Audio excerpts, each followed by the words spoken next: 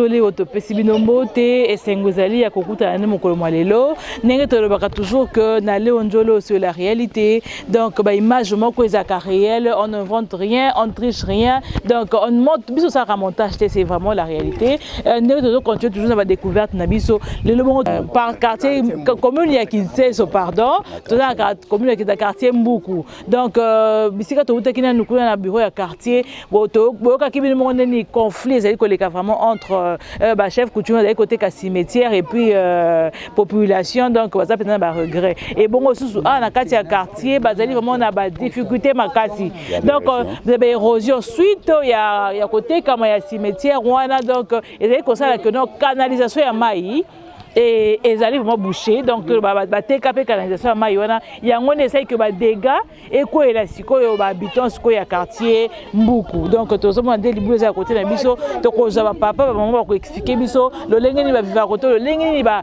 vivre scène o ya ba érosion o pour to so ba ndako ya kitoko ezali koto yo donc to zone ba chef ya quartier Mbuku ba expliquer biso et ensuite to ko ka ba habitants ya quartier Mbuku le lenge ni ba ko expliquer biso to zone papa koto bonjour papa. Bonjour. Comment on a papa Bon, je suis le chef de quartier adjoint. Oui.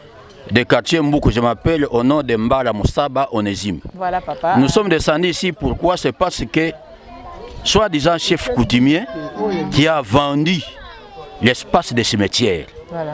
Et ils ont pris même le courage de mettre un forage au cimetière. Un forage d'eau. Un forage d'eau au cimetière. Maintenant, le cimetière arrêtait presque toute eau qui provenait de tous les côtés. Les herbes sont déjà arrachées vis-à-vis aux gens qui avaient acheté les cimetières. Voilà. Maintenant, nous sommes sur la rue Mafwa. Sur la rue Mafwa, il y a une érosion grave qui a détruit toutes les maisons tout autour de la rue. Alors, cette érosion est provenue d'où?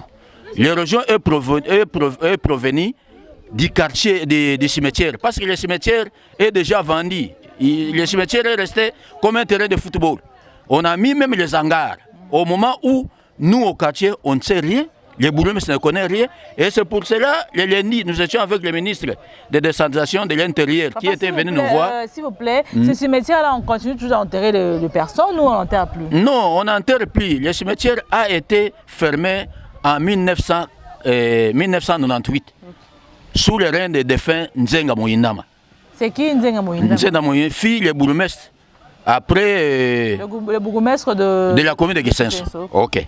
Alors maintenant, nous déplorons les comportements des chefs, des chefs qui, soi-disant, chefs coutumiers, Bambadi. Il n'a pas ce droit de vendre les cimetières, parce que les cimetières, jusque-là, est au portin de l'hôtel de ville. C'est l'hôtel de ville qui avait créé l'arrêté qui a permis à chef Tianfou de vendre une portion de la terre pour qu'on puisse mettre les cimetières. Voilà à mon entendement ce que je connais. Okay. Merci papa, on va revenir à vous et puis voilà, papa. Voilà, bonjour papa. Bonjour. Votre nom, vous s'est présenté? Papa Nzeza. Papa Nzeza. Oui, voilà. Chef de localité. Chef de localité. Nzaouemba, quartier Mbuku. Ok, voilà. Papa, mais quand vous expliquez, nous avons fait des sous-sous. Les Camerounais, vous avez dit que dans le quartier, pour tout le monde, il y a une érosion. C'est quoi au juste? C'est quoi le problème ici dans le quartier Mbuku? Bon, dans le quartier Awa, pour la biso. Banda Tokotia, on a commis Awa depuis 1966. Par ici, na biso, mutateke la biso, ezali kian futoma. Papa, a reçu la pluie. Nazana ngana nakolo bana poche nakoza nango. Nazana récit oyo kian futoma ateke la biso batupango. Oya nga ezali. Bango nyonso o bazale ba papa ba ko témoigner bango so ndena ateke la bango. Mais si bitima to mona ke bambadi ayi ko bimawa ko bima bimi alobi ke cimetière aye ya koko na ye eza payé te koko na ye. Mais au moins qu'on connaît besoin de connaître Koko Naye, besoin de connaître Yé. Koko Naye, naïbita, place y a vendu wana. À l'Axabiso, place Koko Nazalaki, lupango koko na vandaki ateka lupango boni na bato aza ata place ya vandi na liboso na ndako na ye ata place ya vandi ateka ni place moko te wana teki kuna ezali biso ye premier chef coutumier qui ezali Mulele Pierre bapesa avenue Mulele bazaki bango na Kiamfu bazao Kiamfu azoko kozwa ndambo Mulele Pierre azoza kisenso kuna Bambadi aye kaka siko tozo mona kaka bambadi siko papa bo expliquer bambadi wana bo yebiye ou pas to yebiete siko koko na donc abima kaka boye que no voilà koko na ya kiona ex qui bino ba notable quartier que no voilà ngaza koko ya chef coutumier intel aye bibiso te tuna ye bureau quartier kutaye biango te bureau à localité à quartier aye biango ayebi yango te bureau kutu ya commune ayebi te ya quartier ayebi te ayebi ka bureau ni la police o ba na ndenge basaba cop na bango ye moko ayebi o aza ko utiliser azali conscient nango. Voilà siko ye mwana chef coutumier azolo ba penza nini bino botuna ki tansa solo ba penza nini toko tuna ye nini ye toko tuna ye nini ye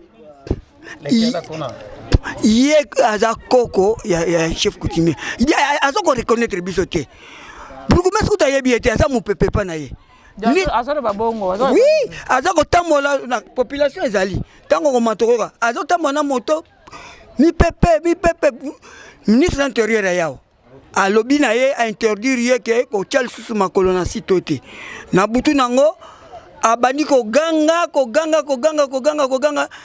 ke bezami pepe mabele mame tapage afinga ba konti ba chef na bino boye ba brukumasi na bino ba ministre bino pamba bon et pas na ye bazate ye moko yebi o azokoloba population nyonso ezali conscient na o azoloba soki na conseiller population mtekoloba ngai te boye ba chef wana po nini apeshe par na ete yango azokoloba. Tant on se faisait dans une moment que parle d'abord le chef bozu était un peu accusé non biso zana posa ya parti biso zana posa ya développement ya mboka ozomona tozali na posa ya développement mboka est-ce que ngana ko sepela ndenge tate oyo nkola boy kolo ndako na ajoy kolo ndako oyo bandako ekei akozwa lisusu moye mo akotonga ndako mosusu mokoloni tata ya boye ako récupérer tata ya boye ako récupérer kotonga ndako ya 4 chambres 3 chambres salon mokoloni. Ok, voilà tous ensemble papa mosusu kuna papa bonjour. Bonjour maman. Papa on s'est présenté toi et bayo. Ngaye nazali pasteur Kongolo Tumba. Ah pasteur Kongolo. Ouais. Voilà pasteur toi na quartier Mbuku awa. Donc tout le monde situation sur les cas pour expliquer biso pas tant que ça habitant à côté Umeli. Na Umeli. To Umeli mingi banda tozalaki awa tosili komona likambo ya boyete. Likambo nini papa? Likambo yo banda bateki awa na chef coutumier oya ye. Kote kateki awa balongoli ba mabele nyonso na ba matiti oye bandaki kosunga biso sikoyo mabenge yeli biso ndengo zomona bandako nyonso ya batata oye bokani bandako ebukani awa bato mosusu bazali te bakimikimi na bana bazali libanda ye chef coutumier yango soki awuti epa wapi eyebana te esike yalaki kuna kewi tosali libulu soki okomi wana okomona na kotonga etongamaki na basima aye kokoma wana abuki nyonso wana na bato na ye ndenge ozomona wana libulu wana kokuma lelo tala pasi biso tozali na tobondi na basaki oyo na moyen na biso moko na bana ndenge ozali komona me motu moko te akoki koya kosunga biso kaka moto amona na kawa toyebi ba chef de quartier na ba chef de riz ba député bo vota koto yo député biso toyebi député ezala kika keke obo yo qui c'est on a ko voter ba député baza soma député aza wapi tango ba député ba monanaka tozoyoka na Selemba tozoyoka na ba commune mosusu ba député bazo monana ao député azali esika nini na passion na mikakatano. Siko papa chef coutumier wana je crois que abane côté ka banda kuno somba na mota benana na moko mibale kino komi lelo ebele bonne bo to comité beaucoup ba sali pena forage wana et en tant que bino boza ba papa ya quartier bo umeli na kati ya quartier initiative ni bozwa ki au moment boza kene comme tarboy to komake pa yena ye kofinga ya lobike ba pesa ye mokanda na gouverneur Kimbuta et ali droit ezali mabela ba koko na ye. Et puis, Lucas Soukolandela, pas gouverneur André Kimbuta, pour voir si réellement. André Kimbuta Zali sous-souté, Natango et Toyoko comme na passion na mikakatan. Yazota Lisakaka Kewi, Mukanda va pesa qui est na gouverneur Kimbuta.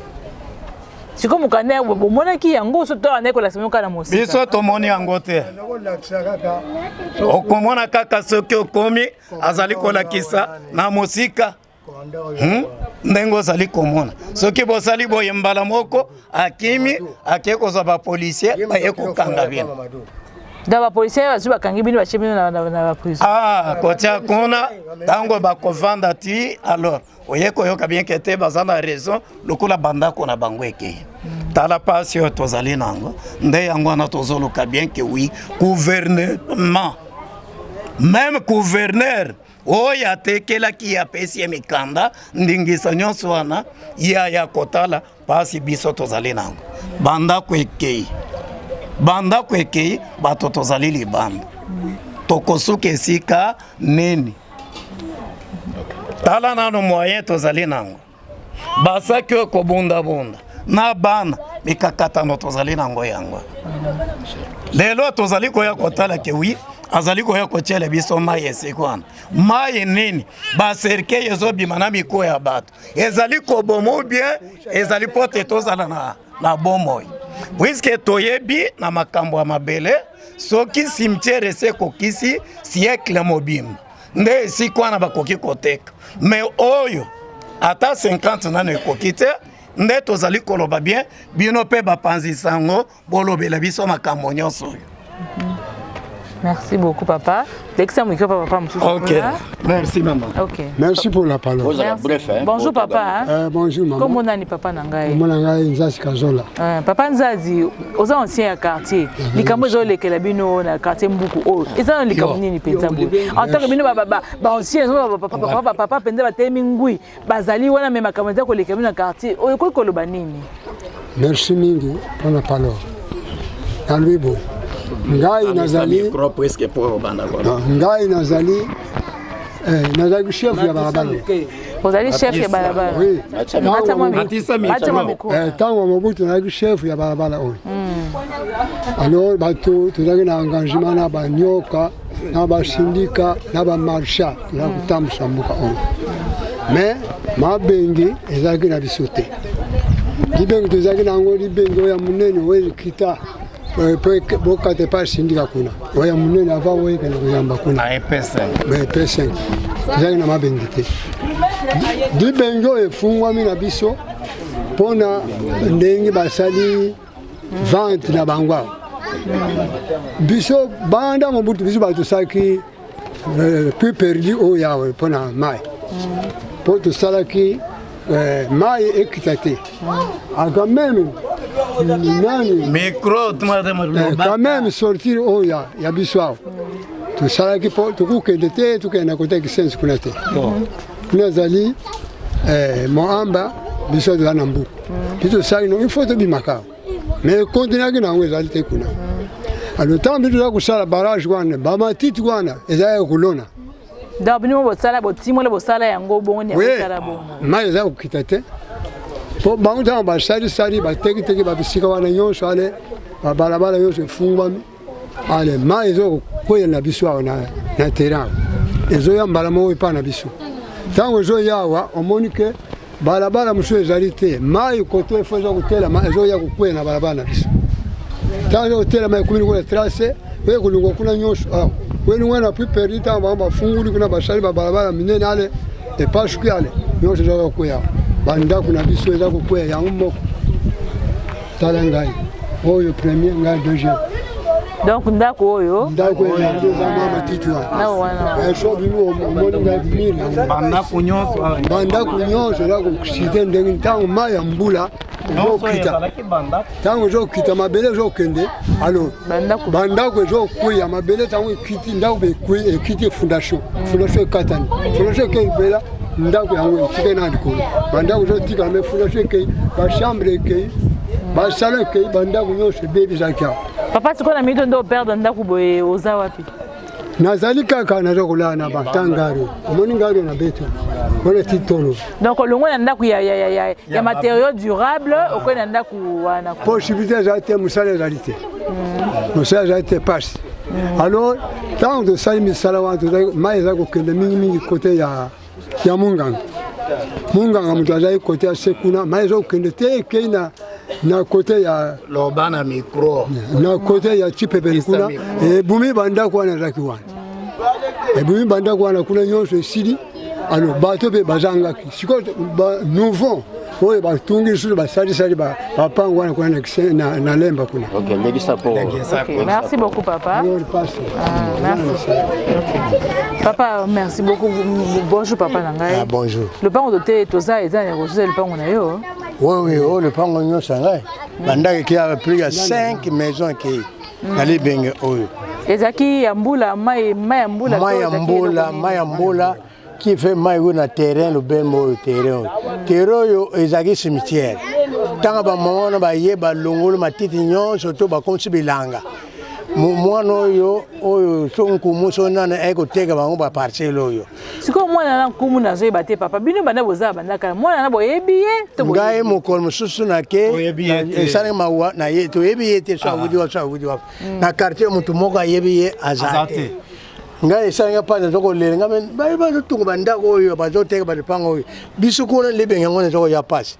Ali na lobe wana ya yemba na commandant nani Mamadou eko funa Mamadou tato kuna azo finga nju public azo finga nga kuna bona boybo kanga papa oyo ngazo kene ba benga ma policier na Mamadou bakanga ngai Mamadou alobe papa bisote tata mo eko funda yo awa alors jela yaya nga ba chena na kasho epana ye na mo tata ngo aye alobe nino Mamadou alobo yo lobaki bakanga tatango yo loba problème nini Mamadou ngai nazana ngai na ndako tato yo aye alobe nanga finga inju public na leta bafutaka mbongo alors yo metokangi bo aye sayo ngana tuni ye na bibe papa esi yo yebinga turabor aye bingaite ngabe singana yebiyo ongana ibi bon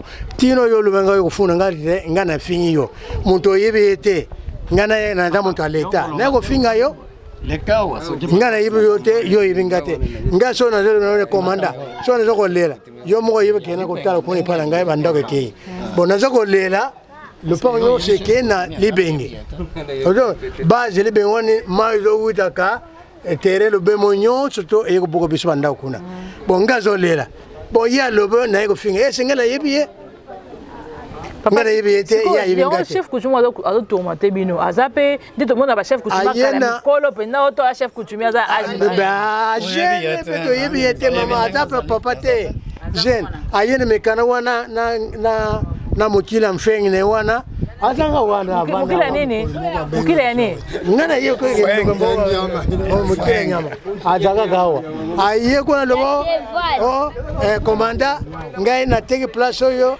ngai moko te tala mekana yango kimbuda pesa autorisation ateka tere oyo ala se mekana na so komanda kimbuda pesa kate na mekana wa eza yangai te kimbuda apesi ngai me autorisation ateka tere oyo alo sikoyo ngana te na volontaire ngai te komanda ateli bo papa yo za papa ya za bo alobe te papa ye alobe na te parce ya alobe na yo po mate ana kanda le pango nyo surtout eke ko na lebenge base lebenge woni ni mayo yo nguda terawa biso to kenekiti na bira commune unta yamaki biso za bourgmestre adjoint titulaire azalaki te aye bon nakoya kotala bino mokolo mosusu donc mokolo mosusu mpe aye kotala biso awa ti lelo oyo sûrement apesi biso eza te bon problème na biso oyo ezalaki ndenge nini ezalaki mai oyo eyi na terrain so bafungoli biso digue basali digue moko makasi awa na tracteur olie mai wana eya mai soki ewiri kuna quartier bapende quartier mbuku soki eye wana etelemi wana mwa yawa eza te nde biso tokopema me ndenge mai kuna ezovanda yango te kaka mwa mbula moke tala awa soki otali mbula ezoleka awa mama ezokomona makoa mingi tosengi na biso tolomi na bourgmestre mokola bourgmestre aye awa bon keka moko mpe akei ayebisi biso eloko moko te nini te yango moto komomona mpe ngai bandako eke awa 5 maison awa estudio ezalaki moko mibale misato bon oyo ezalaki ndako mibale ndako awa ezalaki ndako mibale oyo ndako minene 2 chambres de salon 2 chambres de salon ezalaki mwa nzela moke oyo tozokoleka bato bazokoleka tiade awa ekenda. Donc, cause donc il y a érosion, ils ont né bateki. Bateki au base mai.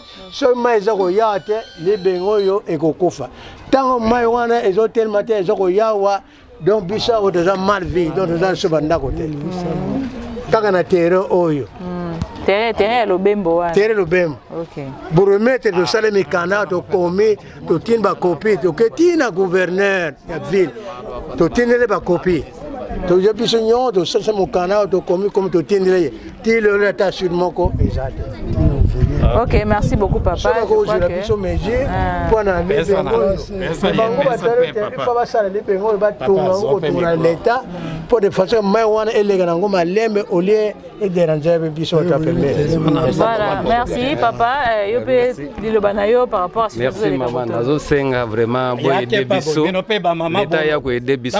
Omoni tereo ezalaki na matiti ebelewa. Matiti wana ezako freiner mai.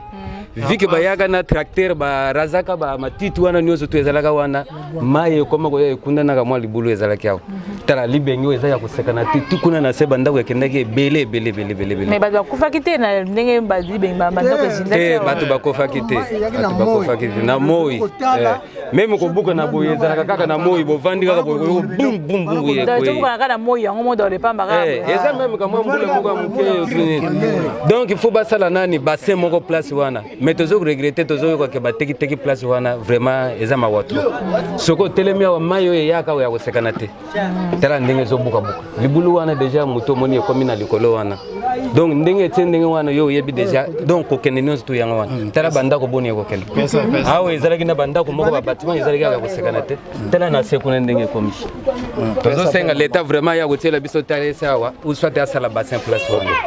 Voilà, siko tozi et comme tout ba maman pour le maman pe le maman est la peine très efficace. Maman bonjour. Bonjour. Comment on a maman? Maman qui ça Marthe. Ah maman Marthe. Donc il peut biso na tomoni koto na quartier mbukwa ezai pena ko ninga na makasi. Bo exception na situation za iko lekane tomoni libenge sala miawa koto bazo lela ke no terrain te kamine ya moi tozo mo forage mai ba tina kata simi. Problème nizo lekane koto yo en tant que maman. Eza koto yo mai ya mbula. Eutaka na barabara bana venir munene kuna ti mayone elandi te zu direction et côté na biso mais problème na biso ezala ki boy soki to zaki na bourgmestre moko ya bien nde ba problème onyo se sai nini eyela ki biso te tant maye bana ko ya to zu rapport to sai nini to pesi bango ke biso koto to sa nini to kufa na mbule lekaki matiti na cimetière sai nini balongoli siko mai nyoso mbule comme ça nini comme côté la biso luka moyo te la biso tracteur ya awa ete la biso dig net batie on a campus wana moye maye lekali susu ezate po banda koto to sa nini ezokufa biso mais mutu moko atalaki biso azate siko mai pezo continue ka osa nini ko ya mai pezo continue ko ya si tu mbule betaki na 10e mois wana na mbule betaki le 19 wana le 19 décembre le 19 décembre mbule betaki wana 2 jours wana mbula wana betaki wana et si biso banda ku nyo surtout koto nazaki na 4 portes na balabala 3 portes na na kati ya lupango 2 chambres ezaki na bandako ezali 4 portes ezwinga 4 portes ezwinga ndako ya 2 chambres na salon 2 chambres na salon na studio na suka nyonso to ekekaka mbala moko eye etelemia tosali rapport tokelisusu na commune toyebisi bachef nyoka kuna boya kotelela biso likambo oyo bandako nyonso sala nini ezosila tokende vanda wapi ata mutu moko kutu na miso na ngai namona ngai ete kena mona mutu ayawe mama ndako ekei boye tobongisa ngo soki mutu akufaka awa bachef nyonso tu wana matuka wana nyonso balinga bamonana mais tellement mutu asalaki nini akufa ite biso moto ozalaki ekenge moyeba ya tomoni kutu mutu te namoni ka lokwa yo ye lelo nana nango ayaki mokolo kuna esili bona mona nga mutu ta to bandako ekebo ndenge nini eloko te doto tiki na kokufa na biso na kolela na biso totika bongo bapapa kutu bakoma bazoba kosoma basaki kuna so na kingabwa koya kotia basaki moko minene vanja eloko te azo mise en charge papa oyo akoma kosoma basaki kuna ofuta bana na basa 50,000 po batela biso basaki kaka basa 30 ba 70 ba 200 doto so ba saki kuna pena kingabo ba saki wa minene nyos tu wana ezo sani nezo ke donc malgré ba chaki ba saki wana bino mo la possibilité bino mais ezo kende kaka to luki moyen ke to kutana suna bugme se sumbala mi bale bango ba ke kutana sona ba zuena bangwana problème c'est so ba tele biso kaka tracteur yaki ba tele biso ka pui wana ndemfumo place wa palinga sa nini alinga ka tekate mais tant bango ba teta monétaire vita sa nini ateki na yango biso bandako ekeya si porte zo condamné na fumu to pesa fumu wana raison ndenge teki na soki ye bugume sala yaka mabeza ali ya fumu mabeza ali ya fumu aye na ye bango moko bakolo quartier bamoni fumu balobi te biso zana biso baleki neti papa bana ko discuter ka nzela yango mutu azoteka mabele okomona ye nani matindele basoda bokene kokanga mutu ba papa wana pe ba bazosala na bureau ya quartier wana basimza pe bakokanga papa azokene na ye nzela ke papa biso to kangi ofuma sai nini afundi yo ta fuma fundi yo papa kene kosama wapi fuma ngo ngam na fundi opo bane ko finga kote ozo finga njiri ya lobi me bandako nange kena libulu yanga na zolo banzela yake pona ni bandako esai nini ekei so okangisi nga pona ni so za pe muvuma bana quartier te ka biso moko balinga bali ya papa ombo mais tellement bana quartier ba yeba bana na ba bimisa papa wana bandako ne esai nini ekei yanga zo keno kolobaka nzela pasa komne mukulu akozo mbo msusu wapi donc kote opena fumu na zabi azo menacer pena quartier ya zo menacer quartier bon aye pe la ndenge na ye azape yanke na ndenge na ye bon bana biso koto ya tele telema bazana mango mobulu penza te batiki ye so za quartier bana na po bana biso oyo na ikiri na biso koto bana biso bazana mbulu te babunda na mo pe pa mate mais so za quartier bana babundaka nde papa na salongwa na omuni mama siko za iko senga nini na nini na bakonzi ya mboka basala nini penda pona ngaso pona mokonzi ya mboka Teresa vite bakotikela biso espace wana batindele biso tracteur ete puis maye sa nini eva bakoyana bango te nana koya na yo kan kisana saka bakoya te me batila biso na kaka puye sa nini evanda na za kondima te ke bakoya na za kondima te pona moni mingi bazolela na ba television tozotala na nga muler nyonso na mona pebe to bazongeli te ke to senga ta merci ke biso za ki ya kokufa lelo babongiseli biso na mona na ngai te merci beaucoup maman to ça pe maman mususu awa maman bonjour bonjour maman maman yipsa bisona na mo déjà oza kolemba oza pena na motema pasi ja penza kuna koto yo moi ko lobana nous ndenge ni koto komona nga ma pasteur Julie to vanda na mafu wa quartier Mbuku to na numéro 4 talaka pona likambo libenga ngo oyo nde bombe biso a moi to kande mama do déclarer pona banda kuna etu esani ni ekei donc avenue pe kufa avenue ekufi nango bato bazoleka na bango te mutu pe yako songa biso awa azana yete ozoka ne bazoteka terrain o fe basa biso ta ya puis moko ya mai ke mai ekangama mai ezokangama te basa biso ta terrasse awa ke sunga biso terrasse pe bazotela biso pe kaka te to senga na bakonzi ya mboka batela biso to za biso kokende te mapango cher mbongo eza te baba basala kana bango te mbongo eza nango te Mais maman, on dirait bien besoin et puis moi si moi tu plus papa parce que maman soka lobby penza ba yo est-ce que maman peut-être se sensibiliser que ambition maman beaucoup to se sensibiliser pour que les comme l'obso que ne liboso nous ça rapide ça converse à maman to kende maman to kende na commune na biso to ta pour commerce et loko moko te to tambolaki to tambola ozo kende mazo ba déclarer awa commerce ra yambi ayambi biso te ayambi biso te ayamba te ayamba na yebiso te to vana na biso donc malgré yamba peut-être il peut chutement rappeler sa minute et le côté bon ba député bon mais c'est député côté na question c'est belé député mon côté maman na député mon côté et à campagne voilà ne rombo kutu awa et le côté adjoint ya gouverneur voilà maman personne papa me croit si ça dans le maman to garder on a Nerombungu aza mutu na biso ki 500 to pota ki na ki 500 wa gouverneur adjoint Nerombungu lelo akimi biso wa akumna lemba alobi to pota ki yete ya jubo kunya ndengi na ye do mo akibe biso ezate Nerombungu donc awanga ni kabini bo pota ki yete awanga mais ya za mwana ki 16 bo to pota ki nam to pota ki parce ya za mutu ki 16 bo biso ki 5 to pota ki yete bo c'est lemba yebi lela kimia wa akumna lemba akauzwa ndako lopanga futi na lemba apo akomina Nerombungu muntu na biso ya wa adjoint titulaire ya nani oyo ngobila yo tereville yenda adjoint mais adjoint qui biso terrien akena lemba lelo zana lemba. Merci beaucoup papa pour cette maman donc c'est maman micro voilà maman donc à part Nerombungu voter ki ba tu souté koto to voter ba mususu ba o ba bimaki na bango te mais avant to voter bango ke député na biso mon côté bimaki te ata bon ata ba bimaki te malgré bimaki te ba zonga tout pour ba zonga te le côté ba bimite o ya ko zonga sondeni ba zonga te biso mo ka to de vraiment ba saki aso to ba saki nyo so chola kana mai kitaka moye so ka mkola ta yo bopo ko chola na yo me batanga de na bona ko chola na sikoyo penza ya donc ya mai moye za te to kufa ndi ko kufa bon bata mite ya malamu osengi bango ni tango susu bakonzi mboka te me bata wa motema malamu mite ya malamu to senga bakonzi ba oya baza motema malamu ba ndi ko sunga biso biso ndi terrasse penza ya mai terrasse penza ya mai basa la biso tie kizati na kalamu kuna mama so basale biso nde eloko wana terrasse penza biso de koto za nini tobiki terrain ya bana yango bazoteka mai wana nyonso ezota kuna likolo tinde eza bu baso bateka yango bandako baotonga bandako biso okene wapi tozosenga nde bakonzi mboka basala biso kaka nde terrasse ya mai basunga biso pe na terrasse. Ok, merci beaucoup maman, merci beaucoup na contribution na yo. Voilà, très chers internautes de Léon Joleo, ezalaki bongo bato ya quartier beaucoup ndenge bo ki boleli na bango ndenge ni balobi par rapport à situation ezolekela bango penza côté ça vraiment ça c'est une situation vraiment très grave si on peut le dire.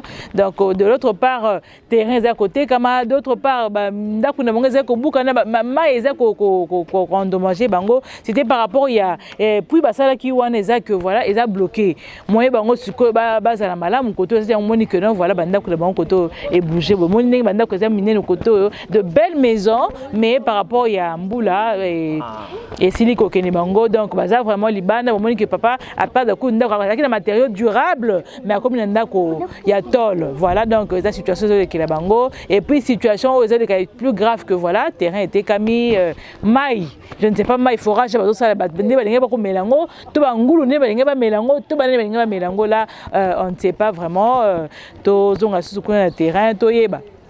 Qu'est-ce qui se passe au juste? C'est quoi le problème? Qui est à la source? Qui est à la base de ça? Il y a situation avec les kakoto dans le quartier Mukupenza.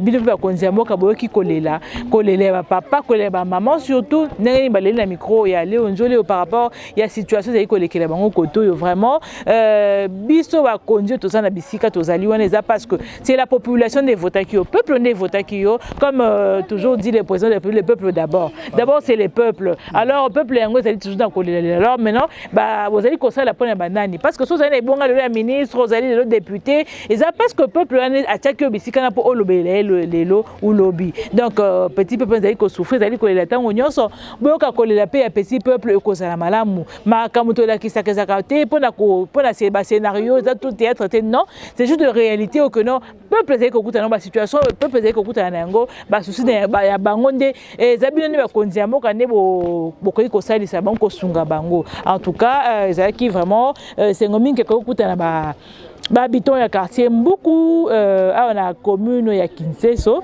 Donc ezalaki penza plaisir makasi toyoki kolela mpe to topesi bango matondo mingi ya ko pona disponibilité na bango. Donc bapesaki biso ya kozala liboso ya micro ya Léon Njoleo topesi bango matondo mingi pe na bino ba ebonso bokolanda émission ya biso ya mokolo mwa lelo topesi no botondi mingi ba suggestion na bino sokoza na port na yo ya ko par rapport ba situation za koleka tozali wana pona bino ba numéro na biso za affiché wana ba écran. Donc tozali wana pona bino et na pesi mokonzi ya biso Dombula matondo mingi bisika ozali bongo na Rishi Pukuta kuna na caméra derrière la caméra na pesi matondo mingi yo pe kuna koza na montage bongo na pesi matondo vraiment mingi ezaki bongo Bijou Maikani liboso ya micro ya Léon Njoleo bongo tokutani mbala ya sima avec un même plaisir pe na esengo na motema.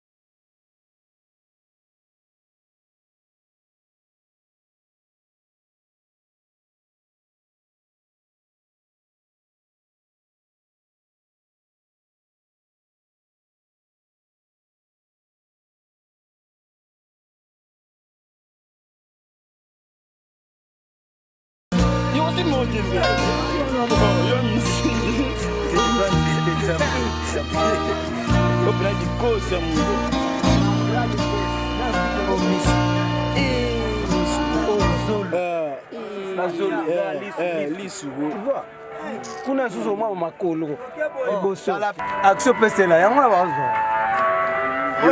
kuna micro esate lobela bon na moi ba bijou pesa micro to ça ba bijou pesa micro ba lobela ezala micro ezala ba fo micro yozo tuna epa zozongisa papa pesa wa pesa o bon je peux se dire là to la maka reportage na te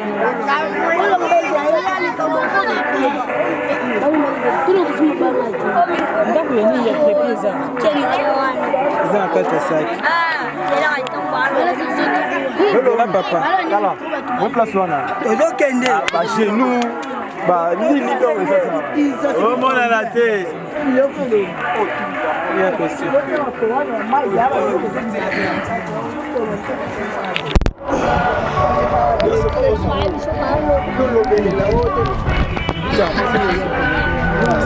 Mela ni ya crâne.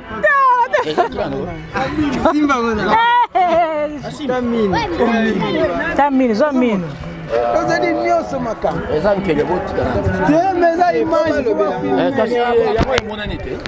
Soa yango wana banda muna muna Pas possible, hein?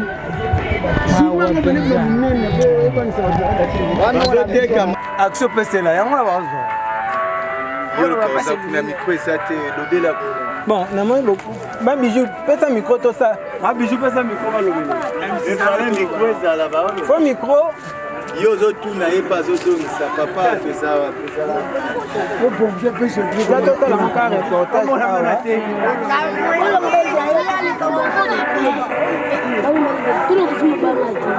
Ndaku yeni ya trepeza za kata saki Là, papa. Là, on place là. Chez nous, ni ça. Oh, mon à la tête.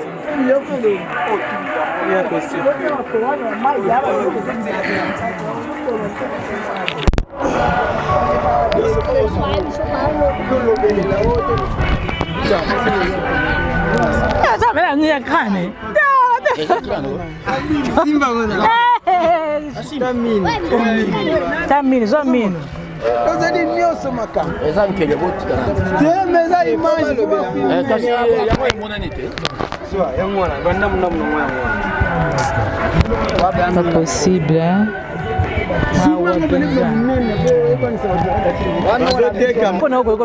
Bon, forage jamais wana baosala na kati ya cimetière baosala biso forage jamais na ba mitubo mai wana tomela tokufa to ndenge nini tozoyeba te. Ok, merci papa. Tous papa Kuna nous a expliqué biso. Papa, comment nous expliquer biso? Donc, chef à quartier.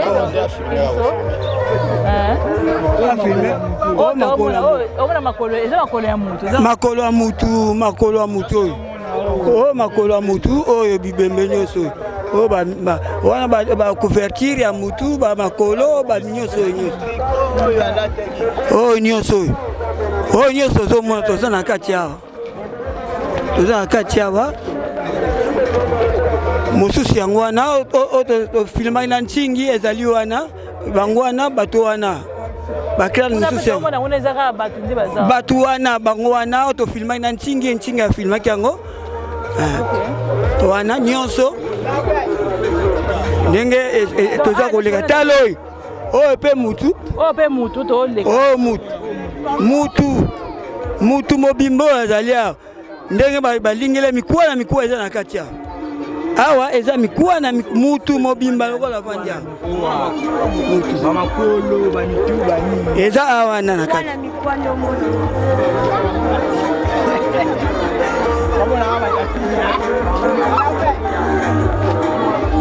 ndenge nyonso oyo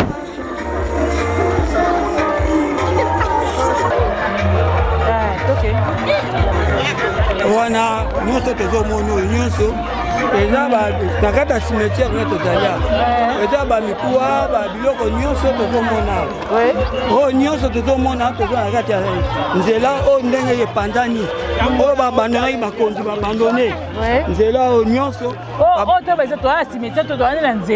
tozali na cimetière yango tozali mais mopanzi oyo nyonso tozomona ezali nzela omo limiti oyo kuna nyonso ezali epai babandelaki tala oyo wana nyonso bato ozomona wana nyonso wana makolo ya motu ozomona nyonso wana eza bamakolo oyo nyonso ozosala eza bamakolo oyo nyonso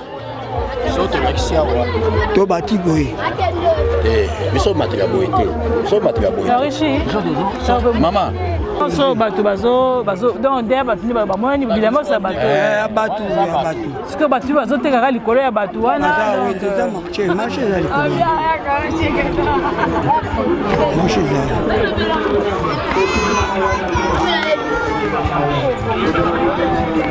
bandako nde mutu eza eza mpenza somo mingi ya komona ke bato baza kotamba likolo ya bato baza koteka likolo ya bato epuis bazotimola mai donc papa toloba ke mai oyo tomoni kuna eza mai ebimi na mai ya bibembe mai eza ya bibembe siko moto aosalisa puipe aosa forage aza nani aza mpo mokolo moto asalisi pui wana c'était soi-disant colonel ozo comprendre colonel wana azoya eza na moto azotinda ye yango wana omoni ya ye azosalisa batravaux wana nyonso c'est le colonel. Vous comprenez? Mais les minutes, il y a une interdiction, il y a bourgmestre à Komukanda, va suspendre tous les travaux dans le cimetière. Ok. Donc c'est ce que j'ai dit. Voilà, merci. Na cimetière mayo bango balingi basalela biso po toza ya crise ya mai kasi baya kosala nanu kotia bakisi na cimetière miko wana nyonso tesala nini elongwa soki balingi basala ngo nazoloba nde posa nde ya kosala ifale kende baluka batia baboma bakisi baya kosala kisi oyo batie cimetière mobimba ndenge basalaka ata nde basalaki na Kintuka kuna ntango balongolaki bazwaki bakisi wana batongi bazalaki kimia soki na basali bakisi te baya kotonga wana kapona koloba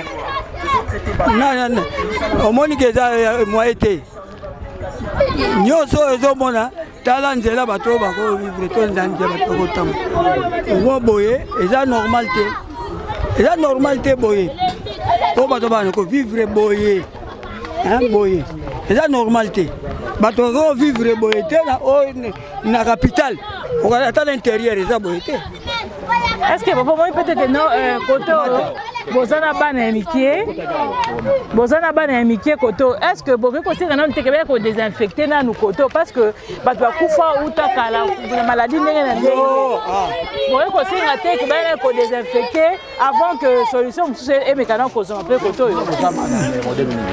il faut ba bana ko boso ba désinfecter so ba désinfecter koto nyonso OK continuer di kolobana ba otala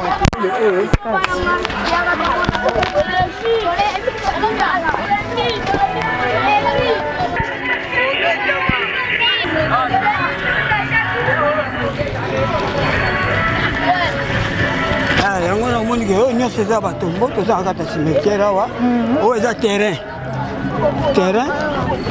oyo eza terrain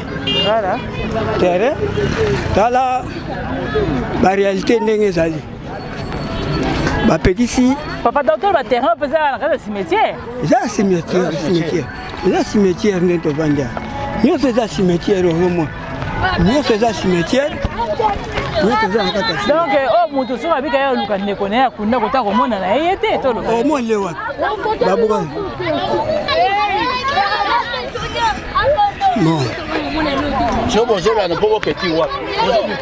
omoni ke boye yango wana omoni ke biloko nyonso tala oyo nyonso bazoyebisa bango ke place oyo bakite tala bango wana nde bazokokima omoni bazokokima ozomona bazokokima bango moko bango nde mutu bafaiseur de trouble awa équipe ezovanda neti badelinquant mona somona bazovanda neti baza badelinquant yango wana omoni ke donc oyo bapike bachepene baza lopanga ya moto bato pango nyonso oyo baborne eza bato pango baborne nyonso oyo wana babrike bosomona likolo babukibuki wana eza nde batombo babuki donc babuki tombo bani kosala sikoyo eza ndenge wana sikoyo papa vu ndenge bozomona la situation soki keno voilà l'état ndenge apekisi ke batonga te sikoyo bato basomi mapango kote oyo bakosuka wapi bato oyo baloka bapekisi batonga te bino bozoreconnaître chef coutumier wana te sikoyo nalobi boye baloka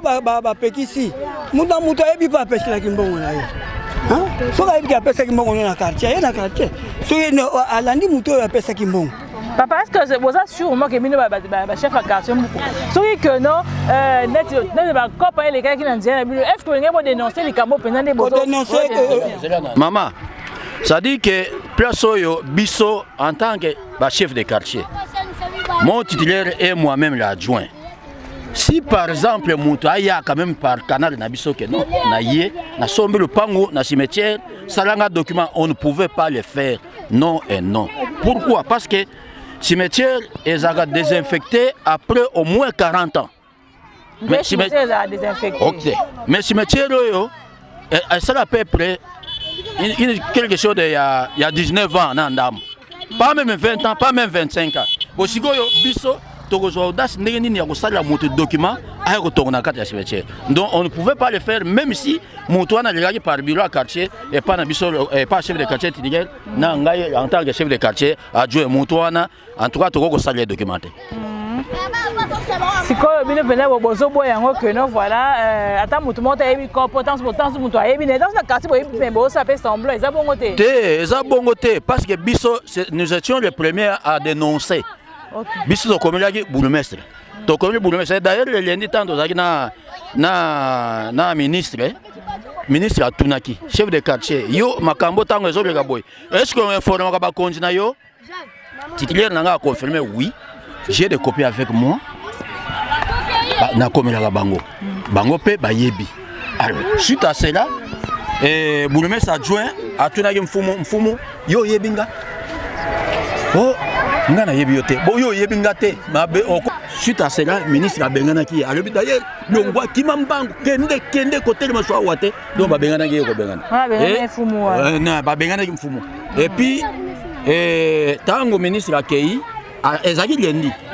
Lelo lobby tozwa lettre moko oyo bourgmestre a commis interdiction, il y a tous les travaux en cimetière il y a le BEM. OK. Voilà. Donc ndé eloko toyebi. Bonjour papa. Est-ce que comment on a eu babi le 24 janvier? Est-ce que bourgmestre ça azalaka que c'est bien azalaka bourgmestre ça bourgmestre.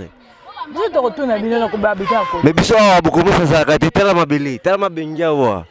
Tela bourgmestre était asala musali ni bourgmestre. Ngala venu qui sont na 4 janvier numéro 31 comme on a baina la peintre technicien. Bourgmestre ça to bito za bourgmestre arrêté. Bourgmestre ça wapi? Connaître nenge cimetière za côté kama boye yo lo. To sepi na côté za pi bourgmestre ça musala te. Les mango ya qui sont musala ils arrêté. To za bourgmestre tamola wapi asala musala te. Maman. Problème ya cimetière yo na makambanzela. Normalement c'est la charge du gouvernement.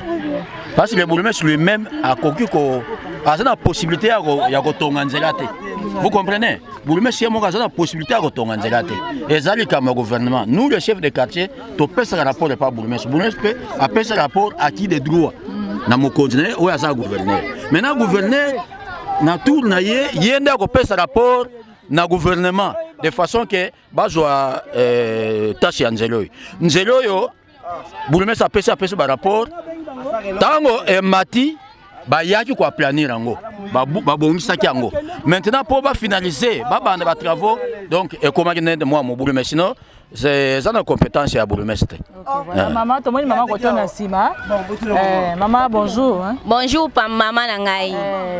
Comment nani maman? Comment na maman Bibi Chiluzolo. Bibi Chiluzolo. Na quartier Mbuku to moni que to kisango ke Thérèse ali à côté kama to moni ba chef forage mayo ko ekolo bani mayo ko melango fa. En tout cas mayo penza nde za to melango te.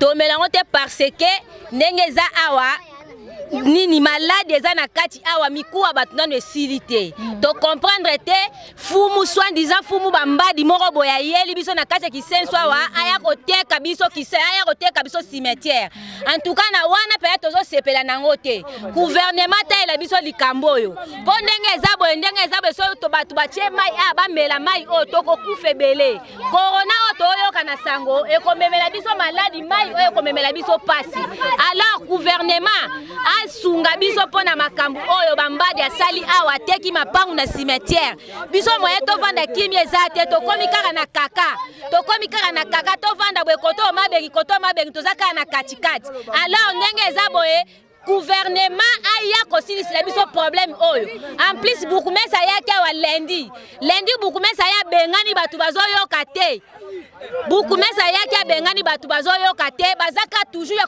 continuer kotonga lundi bagi bourgmestre ayaki kopekisa mais ba continue kotonga bazoyaka kotonga misusu bango na basali bawese awa na kati ya cimetière baya bourgmestre azonga lisusu ata pour la deuxième fois aya kaka ya kobengana bango to mona bango te oyo eza cimetière mabele na biso eza pete na pete oyo bazolukela biso misusu kota kokende eza te so mabenge minene eto okende wapi gouvernement za solution nango. OK, merci beaucoup maman. On peut aller.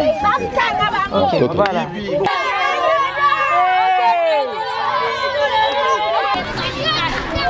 Et voilà, très cher internaute, ça fait mal. Vous avez qui va conduire, il y a quartier qui va vraiment menacé à notre présence.